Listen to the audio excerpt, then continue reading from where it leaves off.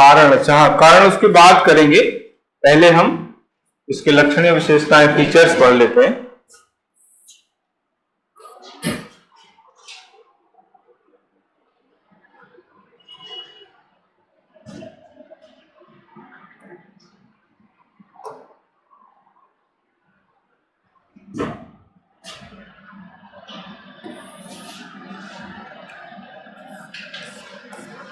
तो ये जो फीचर्स स्टार्टिंग में लिखे हुए हैं, ये दो विचारकों के अनुसार हैं, और ये विचारक है सोरोकिन और जिमरमैन।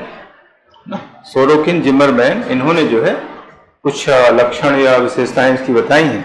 तो पहले हम इनके हिसाब से पढ़ लेते हैं, और फिर कुछ एक्स्ट्रा इसमें पॉइंट हम पढ़ेंगे फीचर्स के या विशेषताओं के। इन्होंने सबसे पहला जो लक्षण बताया है, विशेषता बताई है, वो है गैर कृषि व्यवसायों की प्रधानता, है ना।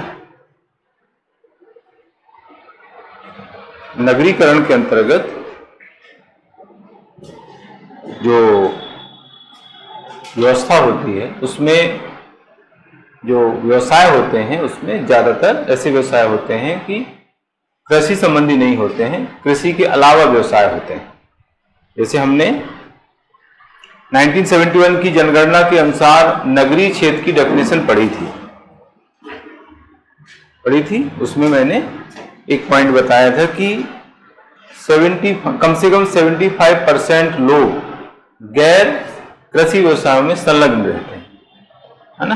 तो कम से कम 75% मतलब ज्यादातर लोग जो है ऐसे होते हैं जो कृषि कार्य नहीं करते हैं, कृषि कार्य के अलावा व्यवसाय करते हैं। तो यही है वो, है ना, ये जो पॉइंट है, इसका मतलब वही है जो हमने पहले पढ़ा है, यानी जो नगरीकरण के अंतर्गत या नगरों में जो लोग निवास करते हैं, उनका जो व्यवसाय होता है वो कृषि नहीं होता है, कृषि के अलावा होता है।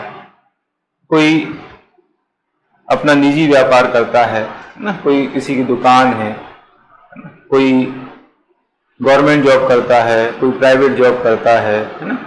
तो इस तरीके से अलग अलग व्यवसाय होते हैं, कृषि के अलावा व्यवसाय होते हैं। तो पहला पॉइंट इसमें आता है गैर कृषि व्यवसायों की प्रधानता, है ना। जो कृषि व्यवसाय होते हैं उसके अलावा अन्य व्यवसाय यहाँ के लोग करते हैं। जनसंख्या की अधिकता, जनसंख्या ज्यादा होती है, गांव की अपेक्षा नगरों में जनसंख्या ज्यादा होती है ना। गांव में छोटे छोटे गांव होते हैं तो उनकी जनसंख्या कम होती है। एक इसमें पॉइंट मैंने वो भी बताया, मैंने आप लोगों को बताया था कि जो भी हमने वहां पर पॉइंट पढ़े हैं, परिभाषा या 1971 में की जनगणना में जो डेफिनेशन बताई गई, वहीं से जो है हमें पॉइंट निकाल लेना है, तो लक्षण के पॉइंट मिल जाएंगे। एक पॉइंट मैंने जनसंख्या का भी वहां पर बताया था। कितनी जनसंख्या बताई थी? 5000, है ना। कम से कम 5000 जनसंख्या होनी चाहिए, ठीक है, तब उसको नगरीय क्षेत्र कहा जाएगा। गांव में इतनी जनसंख्या बहुत रेयर ही होती है ना। गांव तो इतने बड़े होते ही नहीं कि 5000 जनसंख्या हो। ये तो 1971 की जनगणना के हिसाब से बात हो रही है। अभी 2011 की जनगणना के हिसाब से देखेंगे तो ये जस्ट डबल हो जाएगा, है ना। ये 10,000 जनसंख्या के हिसाब से हम उसको कैलकुलेट करेंगे, ठीक है। तो कहने का मतलब यहाँ पर यह है कि जनसंख्या ज्यादा होती है, यानी जो ग्रामीण क्षेत्र होते हैं या जो ग्रामीणीकरण होता है, उससे नगरीकरण में जनसंख्या ज्यादा होती है। ग्रामीणीकरण, नगरीकरण, है ना। तो यहाँ पर हम बात कर रहे हैं नगरीकरण की, यानी नगरों में गांव की अपेक्षा जनसंख्या ज्यादा होती है ना। और 1971 में जो नगरीय क्षेत्र की डेफिनेशन दी गई थी, उसमें 5000 कम से कम जनसंख्या बताई गई थी, जो आज बढ़ करके लगभग डबल हो जाएगी। अधिक जनसंख्या घनत्व, तो ये भी देखो पॉइंट हमने वहां पर पढ़ा था 1971 की जनगणना के हिसाब से। ये भी एक पॉइंट आया था जनसंख्या घनत्व का, पॉपुलेशन डेंसिटी का आया था। कितना उसमें बताया गया था? 400, है ना। वहां पर 400 आया था फिगर। तो कहने का मतलब यहाँ पर एक कि जनसंख्या जो घनत्व होता है वो ज्यादा होता है। ऐसा क्यों होता है? क्योंकि कोई नगरीय क्षेत्र में कोई मैदान या कोई खेत वगैरह तो होते नहीं, है ना। पूरी बस्ती होती है, बसाहट होती है नगरीय क्षेत्र में। गांव में क्या होता है कि गांव में लोग जो है खेत में जाके पता चला रहने लग गए, और अपने कुआं के पास में, खेत के पास में जो लोग रहने लग जाते हैं, फिर अन्य लोग भी वहीं पर बस जाते हैं, तो इस तरह से गांव बस जाता है। तो बीच बीच में खेत भी होते हैं, है ना, खेतों की जमीन होती है। तो इससे जो है गांव में जो जनसंख्या घनत्व होता है, पॉपुलेशन डेंसिटी होती है, वो ज्यादा होती है, कम होती है, यहाँ पर ज्यादा होती है। तो 400 व्यक्ति प्रति वर्ग किलोमीटर का मापदंड उसमें बताया गया था, है ना। यानी एक वर्ग किलोमीटर में 400 लोगों की बसाहट, 400 लोग रहें, इसको कहते हैं जनसंख्या घनत्व, है ना, जो उसमें बताया गया था। ये 1971 के हिसाब से है, अभी के हिसाब से देखेंगे तो और ज्यादा हो जाएगा। ठीक है, तो ये 3 पॉइंट तो वहीं से देखो हमने ले लिए, हमने नहीं लिए, इन्होंने लिए हैं, है ना, सोलोकिन तथा जिमरमैन इन्होंने लिए हैं, लेकिन वही पॉइंट है ना, जो हमने इसकी डेफिनेशन में पढ़े थे। इसके बाद प्रदूषित पर्यावरण। नगरीय क्षेत्र में क्या होता है कि एक तो कारखाने होते हैं, गांव में कारखाने बहुत कम, रेयर केस मिलते हैं। कारखाने जो उद्योग धंधे हैं, फैक्ट्रीज वगैरह जो होती हैं, वो नगरीय क्षेत्र में होती हैं। तो फैक्ट्री जो कारखाने होते हैं, उनसे जो है पॉल्यूशन होता है, प्रदूषण होता है। दूसरा, ट्रैफिक भी बहुत ज्यादा होता है ना। गांव में ट्रैफिक इतना देखने को आपको मिलेगा नहीं, सिटी में ट्रैफिक आपको बहुत मिलता है ना। सुबह शाम तक आप कहीं भी चले जाओ, है ना, ट्रैफिक तो आपको हमेशा दिखेगा, है ना।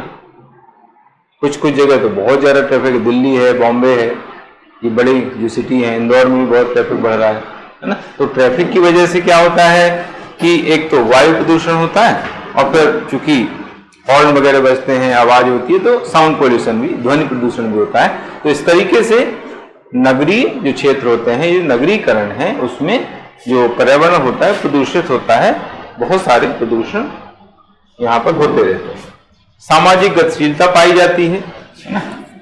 सामाजिक गतिशीलता का मतलब होता है कि लोग स्थिर नहीं रहते हैं, स्थिरता नहीं है ना। सामाजिक स्थिरता ये जो है ग्रामीणीकरण या ग्रामीण क्षेत्र की विशेषता होती है, लक्षण होता है सामाजिक स्थिरता। यहाँ पर सामाजिक गतिशीलता पाई जाए। सामाजिक गतिशीलता का मतलब क्या है, लोग जो है एक जगह से दूसरी जगह आते जाते रहते हैं, आना जाना चलता रहता है। आना जाना क्यों चलता रहता है, क्योंकि परिवहन के साधन पर्याप्त है ना।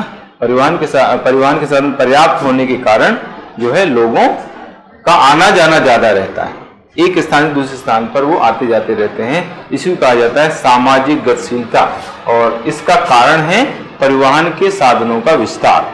गांव में उतने साधन होते नहीं है, है ना, इसलिए जो है ग्रामीण क्षेत्र में इस तरह की व्यवस्था नहीं होती, सामाजिक गतिशीलता नहीं पाई जाती। सामाजिक विभेदीकरण। सामाजिक विभेदीकरण का मतलब होता है कि समाज में विविधता, समाज में भिन्नता, अलग अलग लोग, अलग अलग वर्गों के, अलग अलग धर्मों के, अलग अलग संप्रदायों के मानने वाले लोग जो यहाँ पर रहते हैं।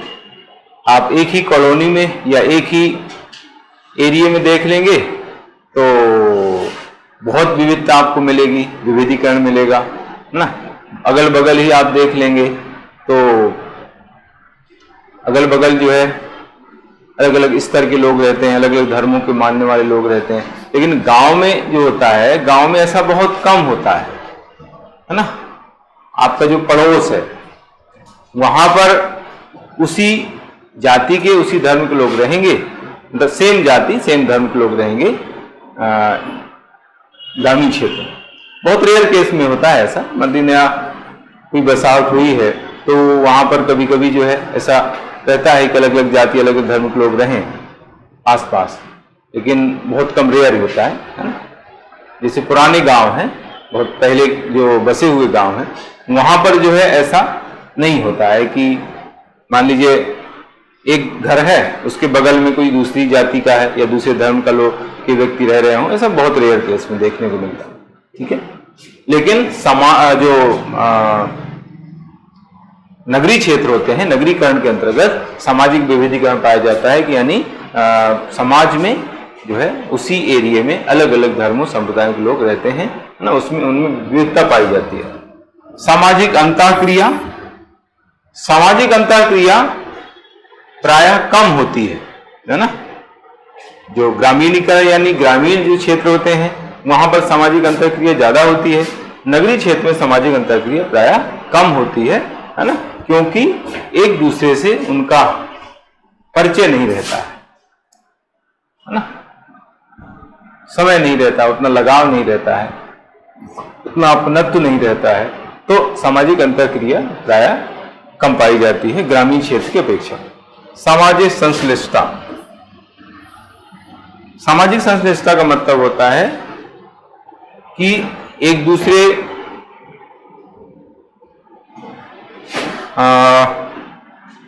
मतलब आत्मनिर्भर हैं, नगरीय क्षेत्र के लोग होते हैं आत्मनिर्भर होते हैं, लेकिन एक दूसरे से जुड़े हुए रहते हैं। संश्लिष्टता का मतलब होता है, ये एक्चुअली उन्होंने जो डेफिनेशन दी है, ये जो पॉइंट दिया है, ये कहीं ना कहीं जो ग्रामीण और नगरीय दोनों के बीच की स्थिति है। जैसे ग्रामीण क्षेत्र में क्या होता है, ग्रामीण क्षेत्र में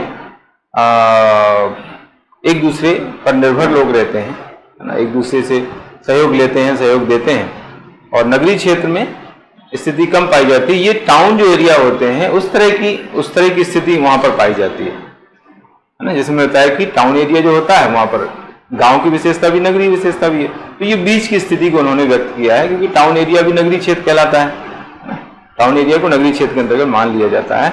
तो वहां पर इस तरह की स्थिति है कि निर्भर भी हैं और एक दूसरे से जुड़े, मतलब आत्मनिर्भर भी हैं और एक दूसरे से जुड़ाव भी है, दोनों चीजें हैं।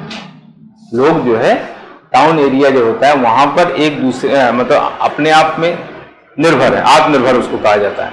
जॉब कर रहा है, कोई उसको डिपेंड नहीं है दूसरों पर, लेकिन दूसरों से जुड़ाव है। तो ये गांव की भी विशेषता है और नगरीय विशेषता भी है।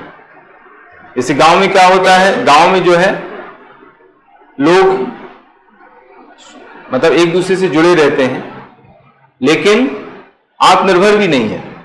वहां पर आत्मनिर्भरता नहीं है। क्यों आत्मनिर्भरता नहीं है? क्योंकि जो भी काम करना है सबके सहयोग से करना है, क्योंकि वहां पर जॉब तो है नहीं भाई। जॉब जो करता है व्यक्ति वो आत्मनिर्भर होता है ना।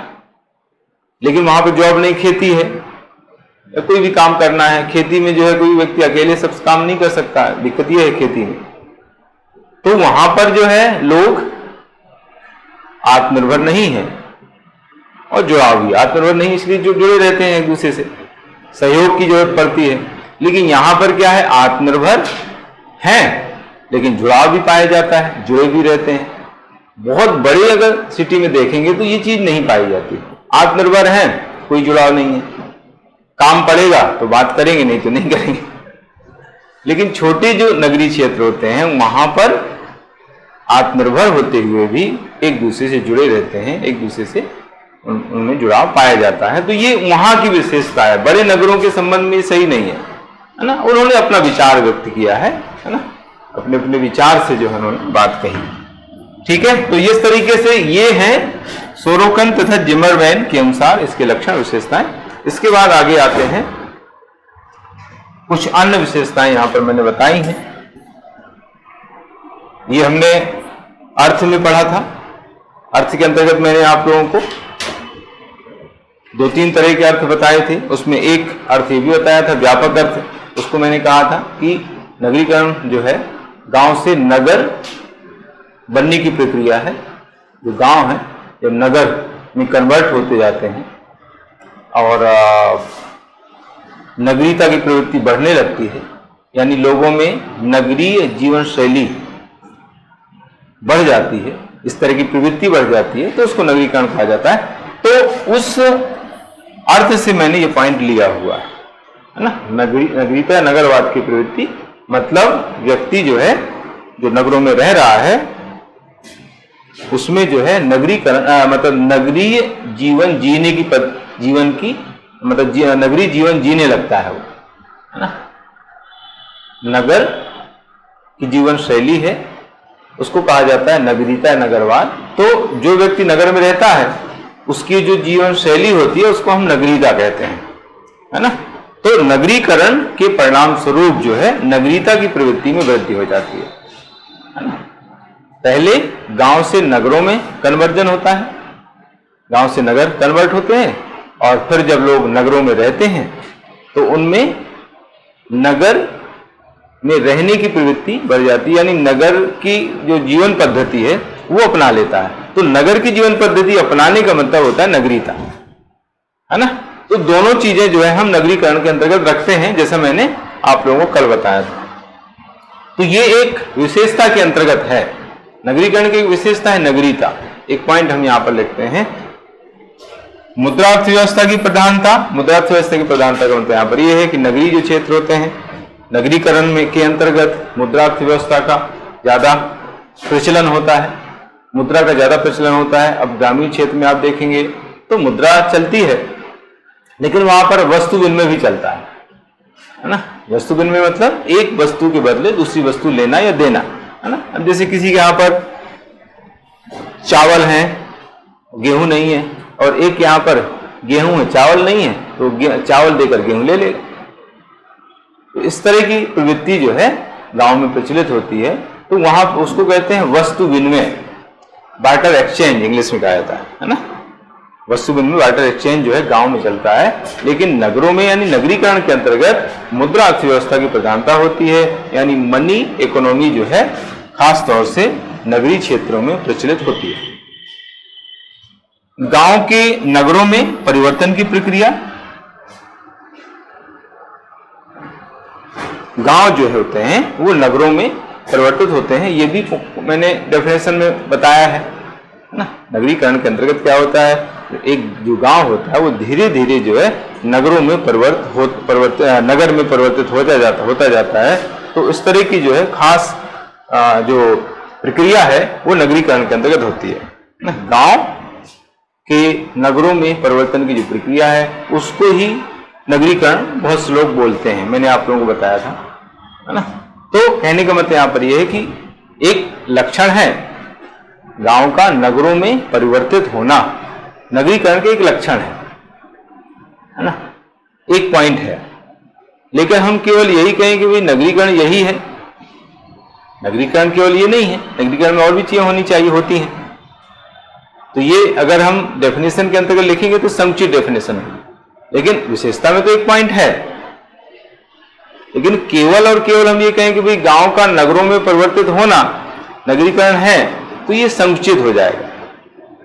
गांव का नगरों में परिवर्तित होने के साथ साथ लोगों में नगरीयता की प्रवृत्ति बढ़ना, है ना, नगरीय जीवन शैली को उनके द्वारा अपनाया जाना, ये है। इसके अलावा नगरीय जीवन शैली को अपनाया जाना, अब उसमें जो है कृषि के अलावा काम वो करेंगे, वो भी एक पॉइंट आता है कि लोग जो है, जो नगर में रहने वाले लोग हैं, नगरीकरण के अंतर्गत जो लोग होते हैं, वो कृषि के अलावा अन्य कार्यों में ज्यादा संलग्न होते हैं। ये भी एक पॉइंट आता है नगरीकरण के अंतर्गत। तो इसको फिर हमें लिखने की जरूरत नहीं पड़ेगी, क्योंकि हमने लिख दिया नगरीयता बस, तो नगरीयता में सब आ गया। तो उसमें दो ही खास हमें विशेषता इसकी डेफिनेशन में चीजें लिखनी होती हैं, एक तो गांव का नगरों में परिवर्तित होना, दूसरा जो नगरीय क्षेत्र में रहने वाले लोग हैं उनमें नगरीयता की प्रवृत्ति बढ़ना।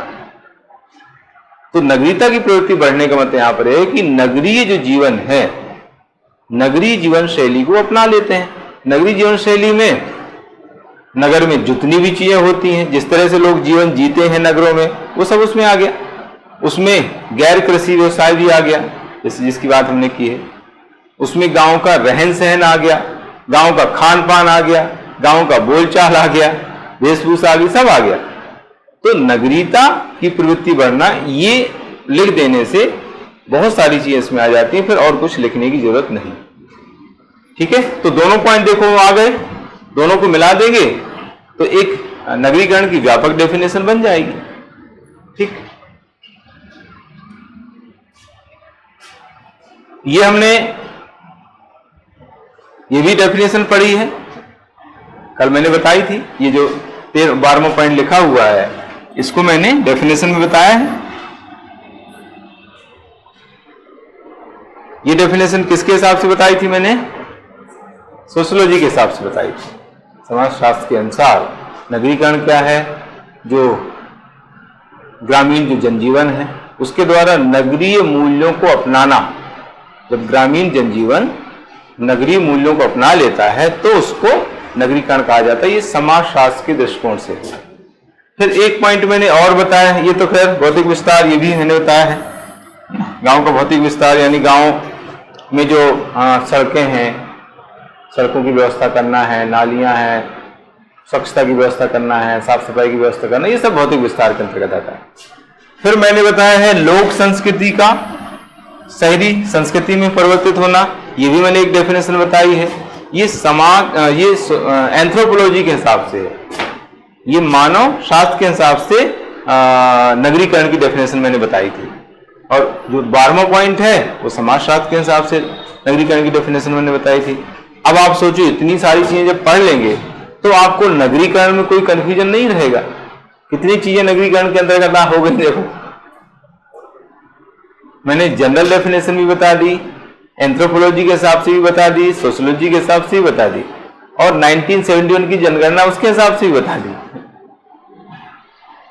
जनसंख्या घनत्व है, जनगणना है, कृषि के अतिरिक्त व्यवसाय है, वो भी बता दिया, सब हो गया। और लक्षण के अंतर्गत भी बहुत सारी चीजें हमने पढ़ ली। पहली बात समझ में, लोक संस्कृति का शहरी संस्कृति में परिवर्तित होना। लोक संस्कृति मतलब ग्रामीण संस्कृति, गांव के जो लोग जिस संस्कृति को अपनाते हैं उसको कहते हैं लोक संस्कृति। उसमें जनजाति संस्कृति भी आ जाती है ना, जनजाति संस्कृति तथा गांव के अन्य लोगों की संस्कृतियां, उनको कहते हैं लोक संस्कृति। आपके सिलेबस में मध्य प्रदेश की लोक संस्कृति करके टॉपिक दिया हुआ है, प्री में भी है, ये प्री की 10वीं यूनिट में है, और मेंस में 5वीं यूनिट, ये इसी पार्ट की 5वीं यूनिट में लास्ट में दिया है। दोनों में सेम टॉपिक है, प्री और मेन दोनों दिया है, मध्य प्रदेश की लोक संस्कृति वही है। तो लोक संस्कृति के अंतर्गत एसटी की संस्कृतियां भी आती हैं और अन्य जो ग्रामीण लोग हैं उनकी संस्कृतियां भी आती हैं। तो जब ये सभी लोग अपनी संस्कृति को त्याग करके नगरीय संस्कृति को अपना लेते हैं, शहरी संस्कृति को अपना लेते हैं, तो उसको भी नगरीकरण कहा जाता है, शहरीकरण कहा जाता है। ये मानव शास्त्र के हिसाब से है, एंथ्रोपोलॉजी के हिसाब से डेफिनेशन मैंने बताई। तो ये कंप्लीट हो जाता है लक्षण या विशेषताओं का टॉपिक। ठीक, इसके बाद आगे है कारण, जिनमें हमने कुछ कारण मेरे ख्याल से पढ़ लिए थे। पढ़े थे कि नहीं? कारण के पॉइंट पढ़े नहीं पढ़े? अच्छा, मुझे ऐसा याद आ रहा है कि मैंने पढ़ा दिए। तो कल क्या अर्थ ही पढ़ा था, केवल अर्थ पढ़ा था ना। नगरीकरण या शहरीकरण, नगरीकरण को हिंदी में शहरीकरण भी बोला जाता है, ध्यान रखें। इंग्लिश में अर्बनाइजेशन है, इंग्लिश आपको ध्यान रखना है। हिंदी मीडियम वाले, इंग्लिश मीडियम वाले सभी को जो है, इंग्लिश मीडियम वालों को तो खैर इंग्लिश में लिखने ध्यान रखना ही है तो उसी में लिखेंगे, लेकिन हिंदी मीडियम वालों को भी इंग्लिश टर्म ध्यान रखना बहुत जरूरी होता है। जो मेन टर्म होते हैं वो ध्यान रखना जरूरी है, क्योंकि क्या करते हैं कभी कभी हिंदी में बहुत टफ वर्ड यूज कर देते हैं, टफ टर्म यूज कर देते हैं हिंदी में। इंग्लिश में तो एक ही टर्म यूज होता है, तो इसलिए इंग्लिश टर्म अगर आपको पता है तो हिंदी में कैसा भी टर्म यूज कर रहे हो आपको प्रॉब्लम नहीं आएगी। आपने उसका एक ही वर्ड हिंदी का पढ़ा है, दूसरा वर्ड आपको पता ही नहीं कि इसको ये हिंदी में ये भी बोलते हैं, और ना ही आपको इंग्लिश में पता है, तो आपको आते हुए भी आप गलत करके आ जाए, मतलब नहीं कर पाएंगे। ये चीज प्री में भी ऐसी प्रॉब्लम आती है, ये प्रॉब्लम प्री में भी आती है। कभी कभी जो है वो गूगल ट्रांसलेट कर देते हैं, गूगल ट्रांसलेशन कभी कभी हो जाता है ना, तो कुछ का कुछ जो है वर्ड यूज कर देते हैं हिंदी में, टफ वर्ड यूज कर देते। जैसे पहले यूपीएससी में हिंदी में बहुत टफ वर्ड यूज करते थे, यूपीएससी का एग्जाम जो प्री मेंस में, और इंग्लिश में वो इंग्लिश में खैर इंग्लिश में तो स्टैंडर्ड टर्म होते हैं, तो बहुत से बच्चे जो इंग्लिश में ध्यान नहीं देते थे, केवल हिंदी पढ़ते थे, तो उनको समझ में नहीं आता था कि इसका मतलब क्या है ना। तो इसलिए जो है आप लोगों को चाहे प्री की बात हो चाहे मेंस की बात हो, सभी में इंग्लिश टर्म आपको ध्यान रखना जरूरी है ना। हिंदी मीडियम वालों को, इंग्लिश वालों को तो खैर रखनी है। ठीक, तो नगरीकरण को शहरीकरण भी बोला जाता है, इंग्लिश में अर्बनाइजेशन कहते हैं। इसके कारण में पहला कारण जनसंख्या में तीव्र वृद्धि है।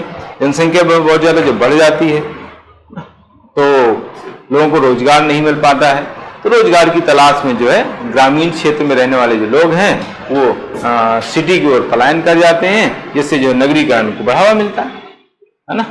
एक बात समझ में, जनसंख्या में बहुत ज्यादा जब वृद्धि हो जाती है तो गांव में रहने वाले जो लोग हैं, क्योंकि वहां पर खेती ही मुख्य व्यवसाय होता है, तो कृषि भूमि पर दबाव पड़ता है, उनको रोजगार नहीं मिल पाता है, वहां पर जीवन यापन के साधन बहुत सीमित होते हैं। तो ऐसी स्थिति में अपनी आजीविका को चलाने के लिए, रोजगार को प्राप्त करने के लिए गांव के जो लोग हैं वो शहर की ओर पलायन कर जाते हैं, जिससे जो है नगरीकरण की प्रवृत्ति को बढ़ावा मिलता है। तो ये पहला पॉइंट है, परिवहन तथा संचार साधनों का तीव्र विकास, है ना। जब परिवहन तथा संचार के साधनों का विकास हो जाता है तो लोग आना जाना ज्यादा करने लगते हैं, है ना। आना जाना ज्यादा हुई, ज्यादा साधन है तो घूम के आ गए, चले गए, तो धीरे धीरे जो है उनको जहां पर वो जाते आना जाना रहता है वहां पर उनको अच्छा लगने लगता है कि यार यहाँ पर अच्छा ग्लैमर है ना, चमक धमक है ना, पेंट की चमक दिखाई दे रही है ना, और लाइटिंग वगैरह है ना। तो उनको ये लगता है कि यार गांव छोड़ो सिटी में ही रहो, है ना। तो इस तरीके से वो धीरे धीरे फिर जो है सिटी में आके बस जाते हैं और इससे नगरीकरण को बढ़ावा मिलता है, ठीक है। औद्योगिकरण, देखिए नगरीकरण और औद्योगिकरण इन दोनों को बढ़ावा देने में सबसे बड़ा जो योगदान, नगरीकरण को बढ़ावा देने में सबसे बड़ा योगदान है वो है परिवहन तथा संचार के साधनों का विकास और औद्योगिकरण, है ना। क्या होता है, किसी क्षेत्र में जब उद्योग स्थापित हो जाते हैं, कोई कंपनी स्थापित हो जाती है, फैक्ट्री स्थापित हो जाती है, तो वहां पर इंफ्रास्ट्रक्चर डेवलप हो जाता है ना। सबसे बड़ा फायदा इंडस्ट्री स्थापित होने का ये होता है। अभी कुछ भी नहीं है, आज वहां पर कुछ भी नहीं है, कोई फैक्ट्री वहां पर डाल दी गई, अब फैक्ट्री डाल दी गई तो उसके आसपास जो है पूरा इंफ्रास्ट्रक्चर डेवलप हो जाएगा, सड़कें हैं, पानी है, बिजली है ना, संचार व्यवस्था है, दूरसंचार व्यवस्था है, सारी व्यवस्थाएं हो जाएंगी। तो धीरे धीरे लोग वहां पर जाके बसने लग जाएंगे और एक समय आकर के वो नगर बन जाएगा। इस तरह से नगरीकरण को बढ़ावा मिलेगा, है ना। तो औद्योगिकरण और परिवहन तथा संचार के साधनों ने नगरीकरण को सबसे ज्यादा आगे बढ़ाने में मदद की है। अत्याधुनिक तकनीकी का विकास, नई प्रौद्योगिकी के विकसित होने से जो है नगरीकरण को बढ़ावा मिलता है। नई नई तकनीक जो है चूंकि विकसित गांव में सिटी में होती है ना, सिटी में जो है बहुत सारी नई नई तकनीकें विकसित हो जाती हैं, तो धीरे धीरे जो है एक जो ग्रामीण क्षेत्र है वो नगर में कन्वर्ट होता जाता है। ऊर्जा के संसाधन, नगरीय क्षेत्र में ऊर्जा के संसाधन बहुत ज्यादा होते हैं, क्योंकि वहां पर नगरीय जो क्षेत्र होते हैं वहां पर जो है सारे चीजें जो है विद्युत से ही चलती हैं, ऊर्जा से ही चलती हैं, है ना। हर चीज विद्युत या ऊर्जा से संचालित होती है। तो ऊर्जा के संसाधनों ने भी जो है नगरों के विकास में बहुत ज्यादा योगदान दिया है।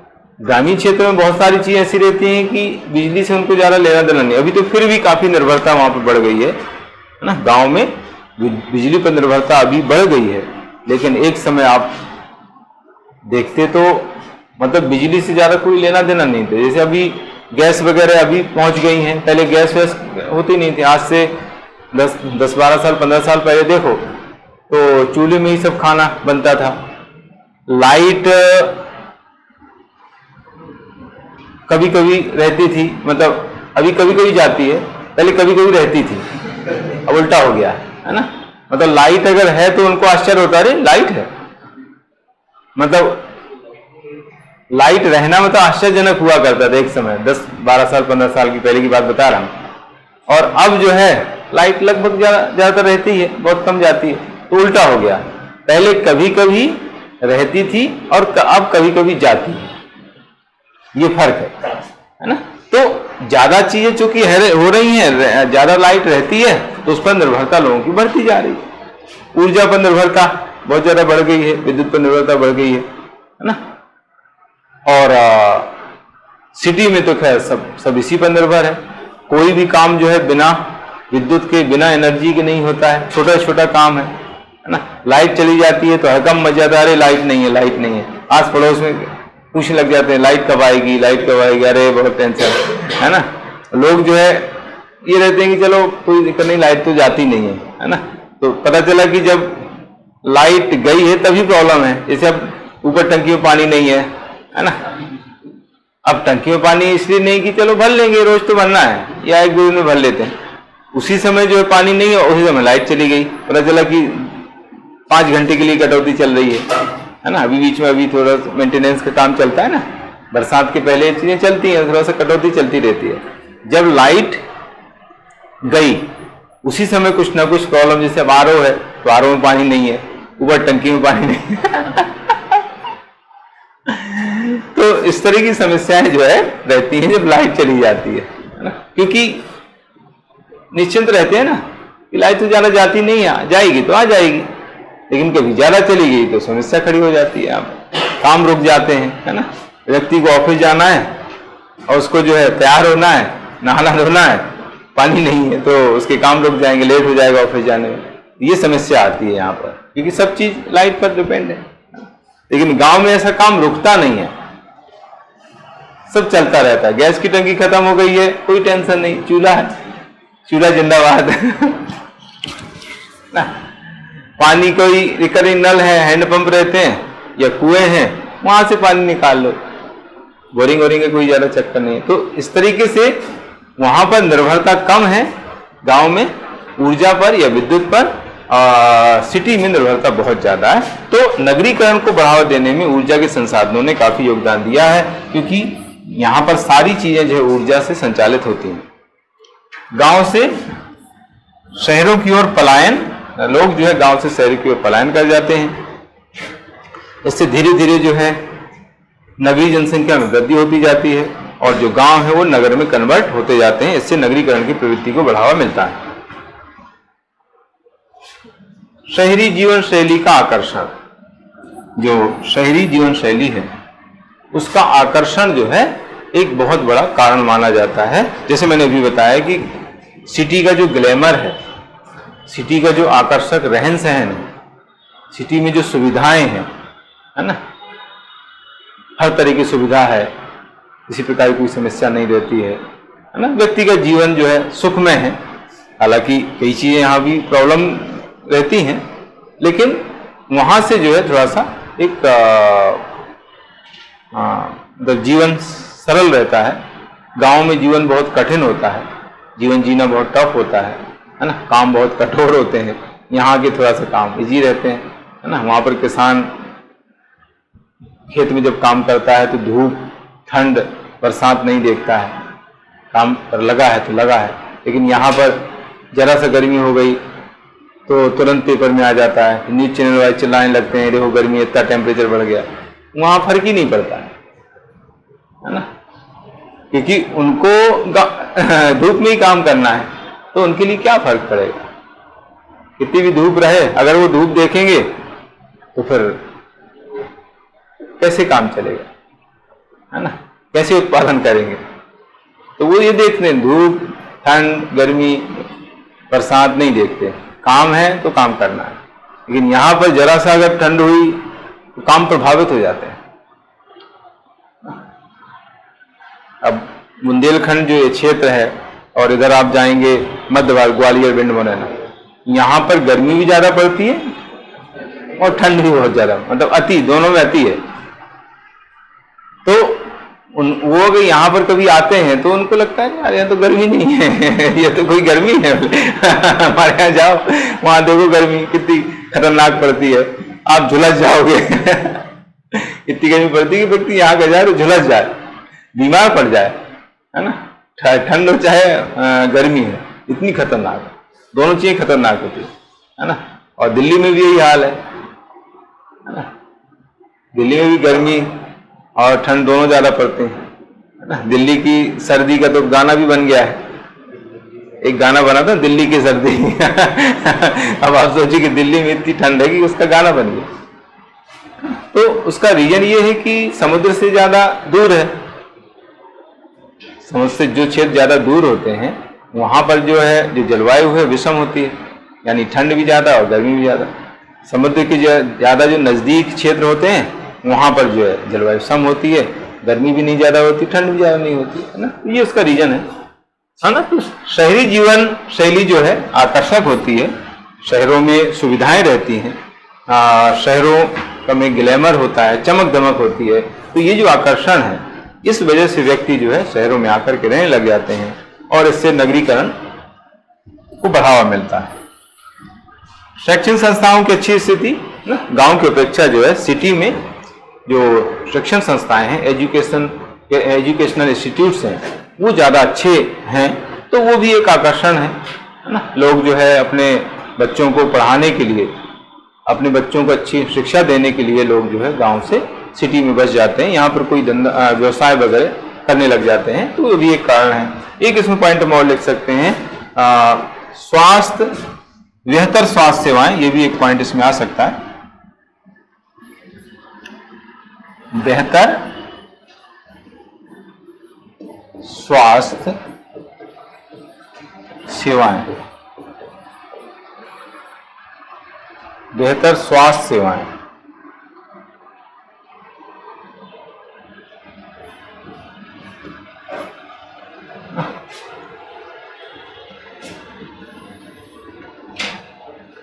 एक्सीलेंट हेल्थ सर्विसेज, बेहतर स्वास्थ्य सेवाएं, एक्सीलेंट हेल्थ सर्विसेज।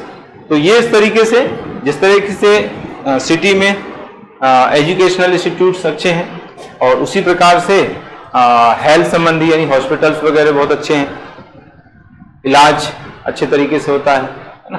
किसी अलग अलग डॉक्टर्स होते हैं, अलग अलग स्पेशलिस्ट होते हैं, है ना, रोग के। तो बहुत अच्छे तरीके से इलाज यहाँ पर हो जाता है। लेकिन गांव में जो है हॉस्पिटल नहीं है, डॉक्टर नहीं है, मेडिसिन की प्रॉब्लम आती है, मेडिसिन नहीं मिलती है ना। मेडिसिन लेने के लिए जो है 10 किलोमीटर जाना पड़ता है।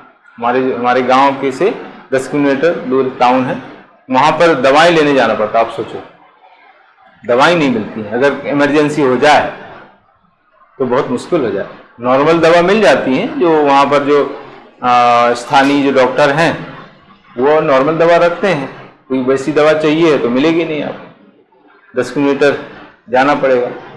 रात में है तो रात में कैसे करोगे, ये समस्या आती है। ठीक है, तो ये है इस तरीके से इसके रीजन। इसके बाद मैंने कारण इस तरीके से भी बताए हैं।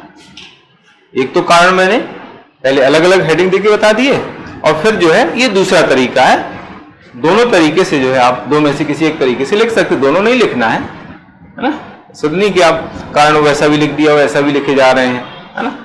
तो जरूरत दोनों लिखने की नहीं है, कोई दोनों में से कोई एक तरीका आप अपना सकते हैं। मैंने पहले क्या किया है, पहले मिक्स करके लिख दिया, अलग अलग हेडिंग दे करके मिक्स लिखा है। अब मैंने इसको कैटेगरी में डिवाइड करके कारण बताए हैं, सामाजिक, आर्थिक, राजनीतिक, भौगोलिक, 4 कारण यहां पर मैंने बताए हुए।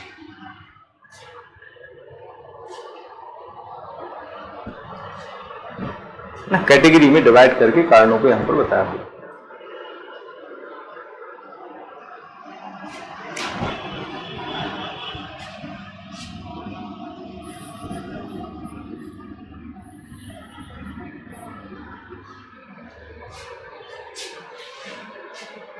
ठीक, अब इनको अलग अलग हमें समझना है।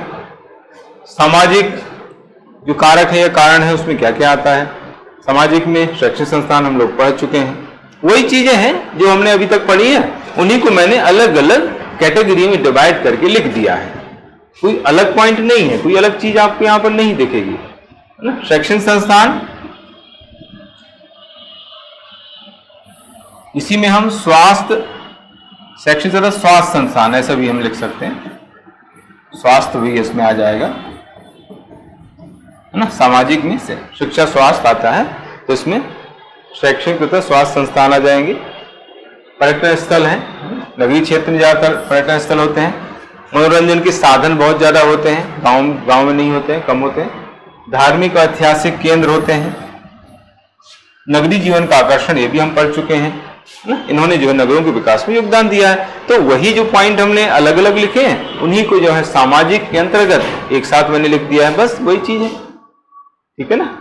जो नगरीय क्षेत्र होते हैं वहां पर शिक्षण संस्थान, स्वास्थ्य संबंधी संस्थान ज्यादा बेहतर होते हैं, अच्छे होते हैं, तो उनका एक आकर्षण होता है। इसके अलावा पर्यटन स्थल होते हैं, धार्मिक स्थल, ऐतिहासिक स्थल होते हैं, जिससे लोग जो है वहां जाकर के उनको देखते हैं, उनको अच्छा लगता है।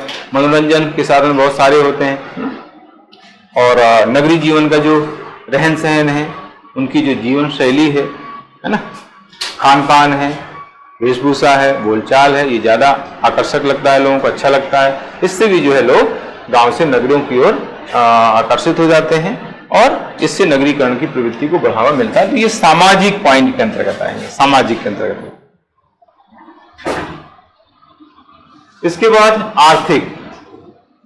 आर्थिक में क्या आता है, रोजगार के साधन ज्यादा होते हैं, है ना, ये भी हम पढ़ चुके हैं। गांव में जो है सिटी में गांव की अपेक्षा रोजगार के अच्छे साधन मिलते हैं और वेतन भी ज्यादा मिलता है, वेतन का एक आकर्षण होता है ना, लोगों को ज्यादा वेतन मिलता है गांव की अपेक्षा सिटी में, है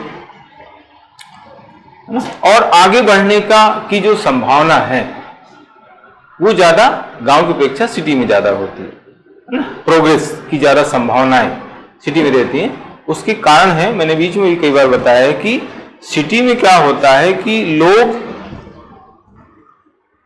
सिटी का जो एरिया होता है व्यापक होता है, बड़ा एरिया है, बहुत से लोग रहते हैं, अच्छे अच्छे जो है अमीर लोग रहते हैं, अच्छे अच्छे टैलेंटेड लोग रहते हैं, अलग अलग फील्ड में जो अच्छा काम कर रहे हैं वो रहते हैं।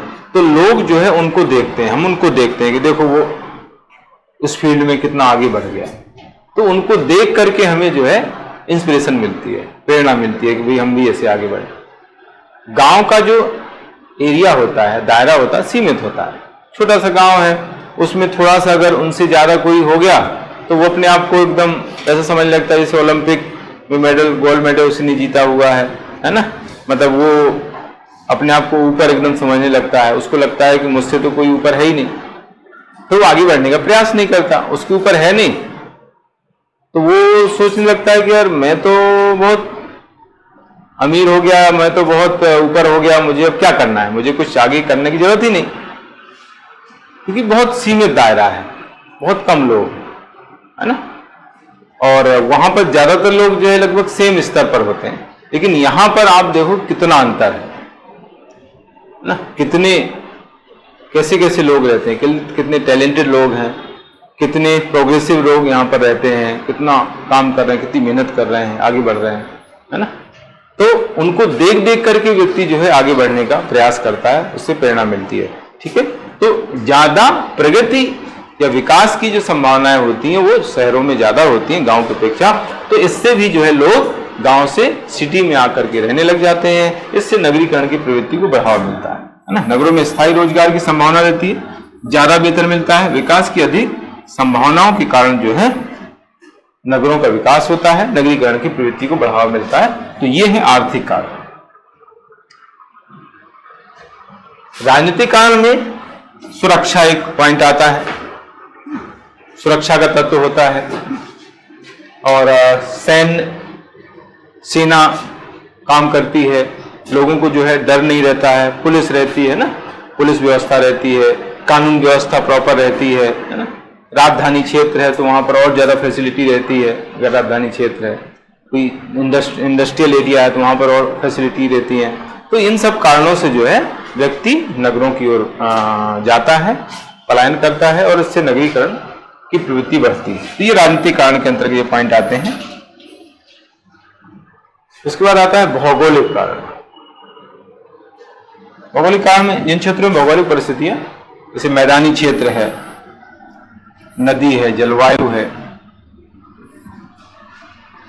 आदि अनुकूल होती है, तो वहां पर नगरों का विकास ज्यादा होता है ना। अगर मैदानी क्षेत्र है,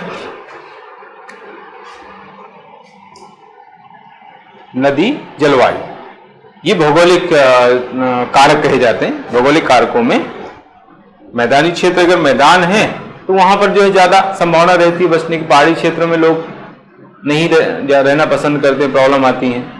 नदी के आसपास ज्यादा लोग रहते हैं, ना। जलवायु अगर अनुकूल है तो वहां पर लोग ज्यादा रहना पसंद करेंगे, है ना, तो वहां पर जो है नगरों का विकास जल्दी होता है। तो ये भौगोलिक कारक के अंतर्गत आते हैं।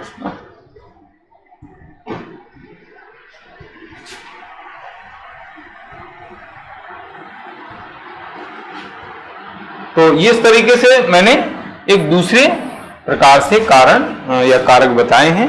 तो ये कारण का टॉपिक पूरा हो जाता है। आपके सिलेबस में केवल 2 ही चीजें दी गई हैं, कारण तथा प्रभाव, और एग्जाम में दोनों में से ही एक आएगा, ठीक है ना। और जैसा मैंने बताया था कि नगरीकरण का क्वेश्चन लगभग आना ही है, या तो कारण पूछेंगे या प्रभाव पूछेंगे, मतलब 2 में से एक चीज तो पहला जो एग्जाम आपका होने वाला है मेंस का, उसमें पक्का है। नगरीकरण क्या है, इसके कारणों को समझाइए, या नगरीकरण क्या है, इसके प्रभावों को का विश्लेषण कीजिए, या फिर इसके प्रभावों की व्याख्या कीजिए। इस तरह के क्वेश्चन आपके एग्जाम में बनेंगे। ठीक, तो कारण हो गए। इसके बाद आगे हम आते हैं इसके प्रभाव। दूसरा इंपॉर्टेंट इसमें पार्ट है प्रभाव।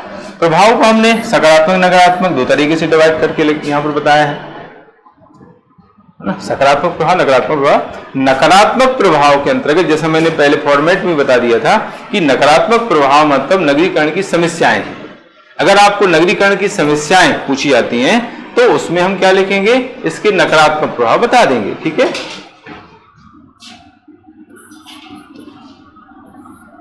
ये हैं नगरीकरण की समस्याएं,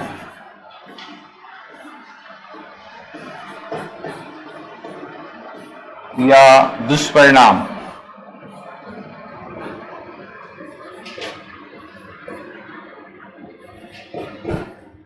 है ना, ये नकारात्मक प्रभाव के अंतर्गत नगरीकरण की समस्याएं अगर पूछते हैं तो यही पॉइंट लिखना है, इसके दुष्परिणाम पूछते हैं तो वही पॉइंट आपको लिखना है, ठीक है। तो इस तरीके से 2 हिस्सों में बांट करके मैंने इसको बताया हुआ। तो सबसे पहले आते हैं सकारात्मक प्रभाव, पॉजिटिव इंपैक्ट या इफेक्ट्स।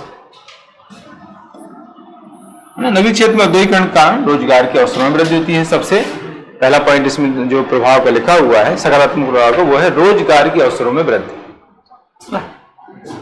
क्योंकि औद्योगिकरण होता है नगरीकरण के, औद्योगिकरण की वजह से नगरीकरण होता है, नगरीकरण की वजह से औद्योगिकरण होता है, दोनों चीजें होती हैं, संबंधित है।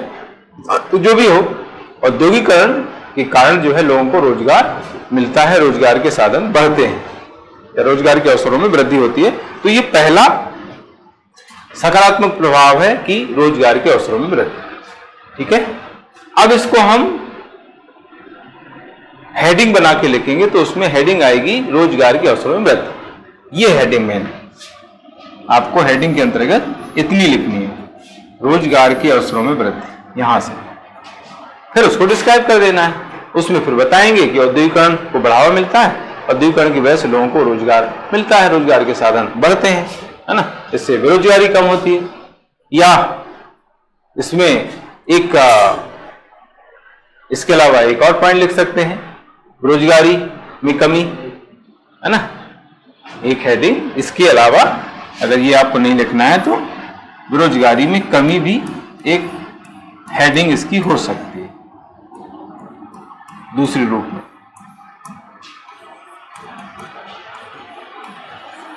ये भी हो सकता है, ठीक है। क्योंकि आपको यहां पर हेडिंग देकर डिस्क्राइब करना पड़ेगा, उसका ज्यादा अच्छा इंप्रेशन पड़ता है। हम डायरेक्ट पॉइंट में लिख देते हैं तो उसका ज्यादा इंप्रेशन अच्छा नहीं पड़ता है। हाँ, 7 मार्क्स में अगर आता है तो फिर ऐसे ही करना पड़ेगा, क्योंकि फिर उसमें आप ज्यादा पॉइंट नहीं लिख पाएंगे, डिस्क्राइब करेंगे तो फिर पॉइंट पता चला 4 ही पॉइंट लिख पाए, 5 ही पॉइंट लिख पाए।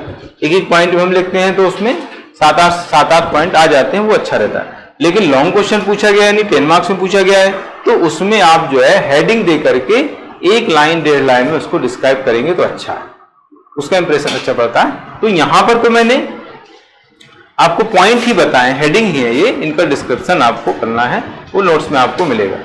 यातायात तथा संचार के साधनों का विकास, ये भी एक हेडिंग है ना। नगरीय क्षेत्रों की खास बात यही रहती है कि वहां पर यातायात के साधन ज्यादा विकसित होते हैं, संचार के साधन ज्यादा विकसित होते हैं ना। हर तरह की सुविधा है, आपको कहीं भी जाना है आपको कन्वीनियंस मिल जाएगा, साधन मिल जाएगा, है ना। अब तो खैर ओला का कल्चर आ गया है ना। आप कहीं भी हो, आप ऑनलाइन जो है बुक करो, वहीं आपकी जहां खड़े हैं वहीं आ जाएगी आपके पास। अब आप सोचिए कितनी सुविधा है। गांव में कहाँ इतनी सुविधा है ना। गांव में गिनती की बसें चलती, कहीं तो बस चलती ही नहीं है, कहीं तो चलती नहीं। हमारा जो गांव है वहां पर चलती है। अब आसपास के जो गांव है तो वो हमारे वहां से गांव आते हैं फिर वहां से बैठते हैं। अब आप सोचो, अभी काफी बस चलने लगी है। पहले बता रहा हूं आपको, ये मतलब 15-20 साल पहले की बात है, उसमें केवल 2 ही बस चलती थी और वो सुबह सुबह निकल गई। आपको अगर दोपहर में शाम को जाना है तो कोई बस नहीं, आपको अर्जेंट जाना है, बस छूट गई तो खेल खत्म है। मतलब सुबह एक 8 बजे जाती थी और एक मेरे ख्याल से 9-10 बजे जाती थी बस।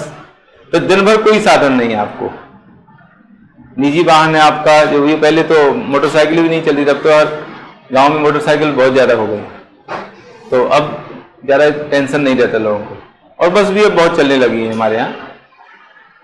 तो ये स्थिति होती थी, मतलब सुबह 2 निकल गई और फिर शाम को दोनों आएंगी वही लौट के। बस एक 5-6 बजे आएगी, एक 9 बजे आती थी।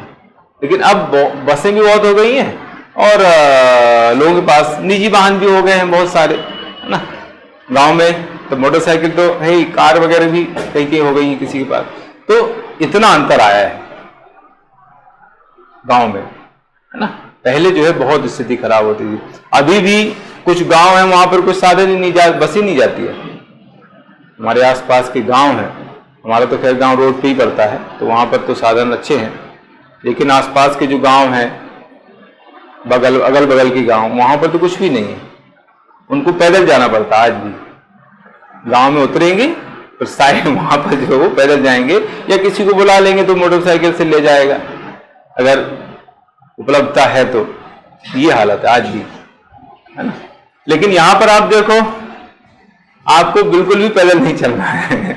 आपको घर तक छोड़ेगी वो, ऑटो है ना, ओला है ना, उबेर है, आपको घर तक छोड़ के आएगी, घर से ले लेगी और घर तक छोड़ देगी। हालांकि पैसे लगते हैं लेकिन साधन बहुत है। और आजकल तो इंदौर में आप देखो कितनी बस चलने लगी है, सिटी बस कितनी हो गई। अब आप सोचो कि हमारी कॉलोनी है, हमारी कॉलोनी में 3 सिटी बस चलती है, अंदर जाती हैं। एकमात्र ऐसी कॉलोनी है जहां पर आई बस अंदर जाती है।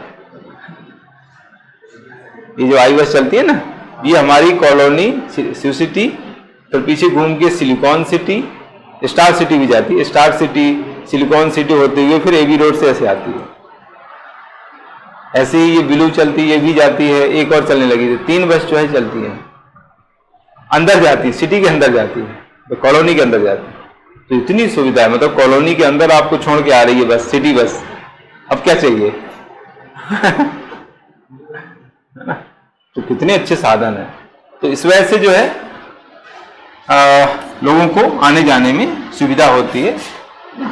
इसके बाद शिक्षा है, स्वास्थ्य है, मनोरंजन के साधनों का विकास जो सिटी में ज्यादा होता है, नगरीकरण की वजह से जो है नगरों में शिक्षा है, अच्छी शिक्षण संस्थाएं हैं, बेहतर स्वास्थ्य सुविधाएं हैं, मनोरंजन के अच्छे साधन है। इनका विकास जो है गांव में, नगरों में नगरीकरण की वजह से होता है। इसके बाद एक्चुअली जो नगर होते हैं वहां पर जो है राजनीतिक गतिविधियां बहुत ज्यादा होती हैं, है ना। गांव में कभी नेता तो कभी कभी जाते हैं, कभी कभी जो है, कभी कभी कब, चुनाव के समय। गांव में जो है ज्यादातर नेता जो जाते हैं वो चुनाव के समय ही जाते हैं। बीच में कभी कोई ऐसा काम हुआ या कोई उद्घाटन हुआ, बुलाया किसी ने, तो जाते हैं, है ना। बाकी आप देखो कि सिटी में तो रोज ही कोई ना कोई नेता आता है, चाहे मुख्यमंत्री हो, चाहे गृह मंत्री हो, वित्त मंत्री हो, है ना, केंद्र के मंत्री भी आए, जैसे इंदौर में है तो इंदौर में आप देखो कि रोज दौरा रहता है ना।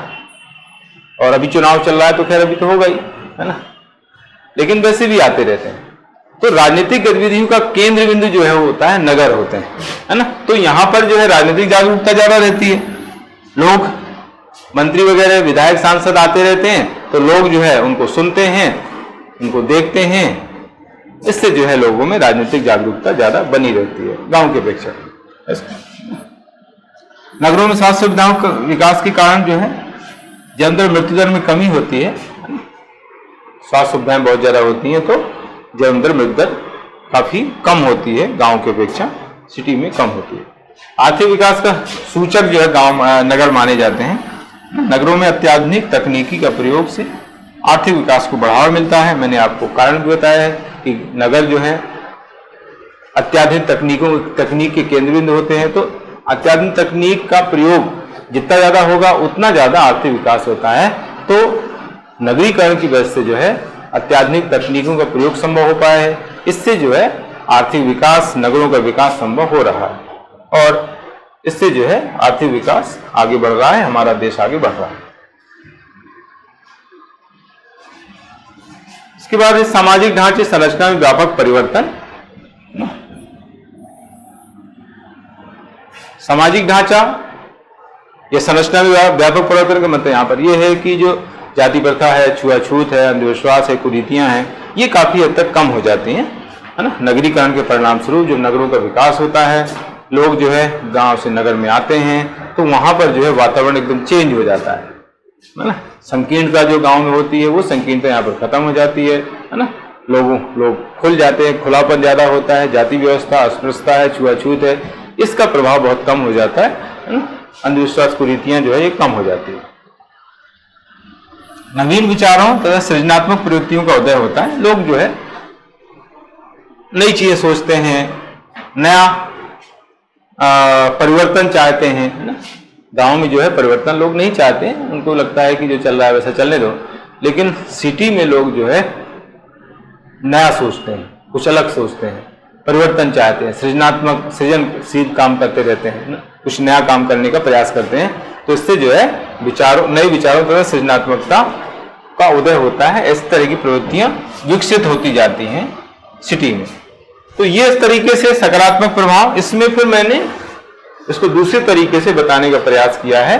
सकारात्मक प्रभाव को मैंने आर्थिक संरचना और सामाजिक संरचना में परिवर्तन या प्रभाव को लेकर के मैंने यहाँ पर इसको बताया हुआ है। तो हम इसको कल कर पाएंगे, यानी कल जो है ये नगरीकरण वाला टॉपिक आप लोगों का पूरा हो जाता है, क्योंकि प्रभाव के बाद फिर इसमें बचता है सरकारी पहल। सरकार द्वारा जो नगरीय विकास के लिए कार्यक्रम चल रहे हैं उनके बारे में ये प्री में भी आपको काम आना है, क्वेश्चन प्री में भी आए हैं वहां से। जैसे अमृत योजना है, स्मार्ट सिटी परियोजना है, स्मार्ट सिटी मिशन है और सबके लिए आवास शहरी क्षेत्र में 2022 तक। तो इस तरीके से जो है जो नगरीय विकास के लिए सरकार कार्यक्रम चला रही है, योजनाएं चला रही है, इसके बाद वो हम पढ़ेंगे और फिर कुछ सुझाव वगैरह। तो इस तरीके से ये टॉपिक आप लोगों का कंप्लीट हो जाएगा नगरीकरण का। और फिर उसमें आगे नगर नियोजन है, नगरीय विकास के मुद्दे हैं, वो नगरीय समुदाय के विकास के मुद्दे, तो ये हम आगे इसमें पढ़ेंगे आगे टॉपिक।